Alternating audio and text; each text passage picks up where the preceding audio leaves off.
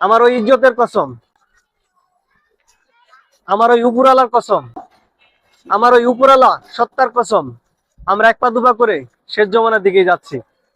আমরা সামনের কাতারে নামাজ পড়ি, কিন্তু মন নয় ছাড়তে পারি না। আমরা নামাজ পড়াচ্ছি, আমরা গুনাহ ছাড়তে পারছি না। আমরা মানুষকে বুঝাচ্ছি, আসলে নিজেই বুঝতেছি না। এজন্য আমাদেরকে নিজেদেরকে বোঝা উচিত। অন্যের ভুল না খুঁজে নিজের ভুল আগে খোঁজা। হিংসা না করে মানুষকে সহযোগিতা করা। কচু পাতার উপরে যে পানিটা রাখা যত বড় কষ্ট, তার চেয়ে বেশি কষ্ট এখন আমাদের ঈমান রাখা। আমাদের এখনো সময় আছে নিজেকে শুধরে নেওয়ার। সেই সুযোগ হয়তোবা তখন আর পাবো না যখন আমরা চাইবো। সুযোগটা যদি কাজে না লাগাইতে পারি, তখন আর যতই আফসোস করি, তবে আর কোনো প্রকার লাভ হবে না।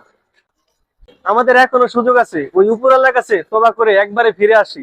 আসলে এমন একটা সময় আসবে যখন আমরা এই সুযোগটা পাবো না। তবে এই সুযোগটাকে কাজে যদি না লাগাইতে পারি, তাহলে আসলে একটা সময় আসবে যতই আফসোস করি কোনো লাভ হবে না। যদি নিজেকে 100 বার জবাইও করি, সেই সুযোগ আর আল্লাহ তাআলা দিবে না। যেহেতু আল্লাহ তাআলা আমাদের সুযোগ দিছে, তবে সেই সুযোগটাকে যদি আমরা কাজে না লাগাইতে পারি, তবে এমন একটা সময় আসবে যখন সুযোগ থাকবে না, যতই চেষ্টা করি তখন আর লাভ হবে না। এই জন্য আল্লাহর কাছে ফিরে যাওয়া আসলে।